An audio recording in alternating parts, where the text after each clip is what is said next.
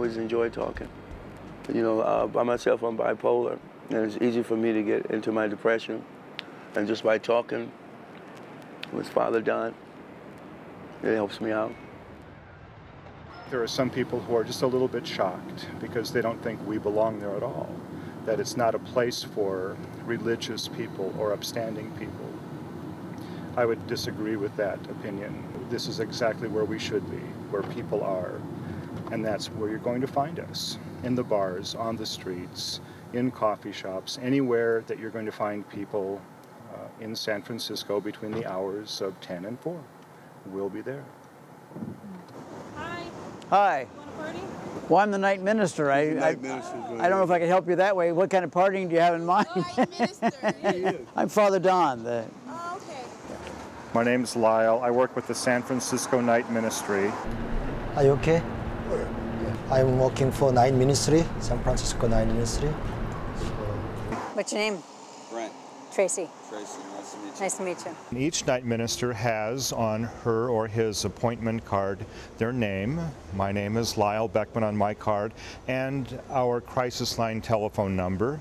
And on the back of the card, we indicate some of the things that we are able to talk with folks about.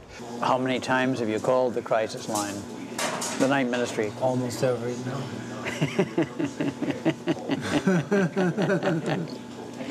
I remember when I first was on the crisis line, and I just really had this intense experience of coming into a community. I mean, there is this virtual community on the phone. Most of the other crisis lines you just want to talk to you if you're suicidal or in crisis. Mm-hmm. Yeah, whereas we'll just deal with whatever you want to deal with. It's just a chatting line if you're feeling lonely or anxious or upset or confused about something. We'll always listen to you. Always. Even if we've heard it 1,000 times before, you know, we'll always listen to you. We work as a team between the crisis line counselors on the telephone and the night minister or ministers on the street. There was one call one night from a gentleman who'd rung the San Francisco Night Ministry because 30 years ago he'd been suicidal, and one of the night ministers had gone out, met him on Golden Gate Bridge and talked to him down from the bridge and taken him for coffee and sat and talked to him and followed him on for the next 2 days and gave him some hope in life. And he said that he'd got to that place where he felt suicidal again. He thought, who could he turn to? And he thought, it was the San Francisco Night Ministry last time. Some people have said, you know, I know God cares for me, but, you know, I want God with some skin on. And we can page the night minister, and they can be there at that person's apartment and see them and touch them.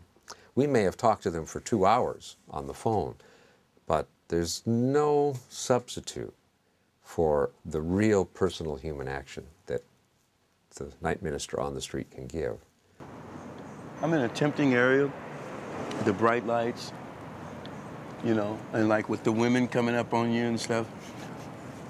So it's like, you know,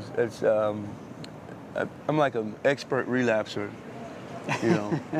And I love the bright lights. I'm an entertainer, so, you know, I got to be around my bright lights. Well, how long have you had to be sleeping outside? About 6 months, maybe 7 months, maybe. How did you lose your? Too long. How did you lose your I ran place? out of money. Last time when I came here, I saw one gentleman who I think he just became homeless. I think that was first night for him to be homeless. He was wearing shoes. He had some newspaper and some boxes, and he was wearing tie. If someone is really going through a spiritual crisis, we can connect them with pastors that they can develop a relationship with, or a congregation that they can feel comfortable continuing their spiritual search. And I thank you for stuff like that, sir. Our pleasure. I'm homeless out here too, but you know, I love seeing stuff like that. Yeah, because really, no matter where you are, right, even when you're homeless, we have faith, we have God's love, we have God with us. When you're on the streets and in the bars, you're in contact with people, whether they're homeless, whether they're battered, whether they're on drugs or what have you. to be at the forefront of those things. Night ministry started back in the fall of 1963 as an experiment to find out what really happens to the city at night.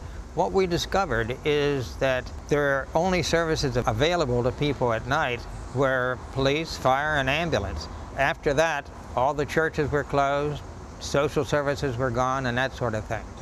As a result, the night ministry was conceived, first of all, with a night minister on the street, and very shortly thereafter, crisis line counselors who would operate a hotline. Night ministry, can I help you? It continues today primarily with the night ministers on the streets as well as crisis line counselors who operate a crisis line. In many ways, it's not unlike the presence of Jesus with so many of the people that he ministered to so beautifully in his life. He kind of sets the example for us at night ministry to do unto others and to be there for others and to help people see that they have a purpose and that they are loved by God. And so to me, it is a very simple theology of just being there as Jesus would be there. And we live out our ministry by being there with them. The name of the song is called God Save Me.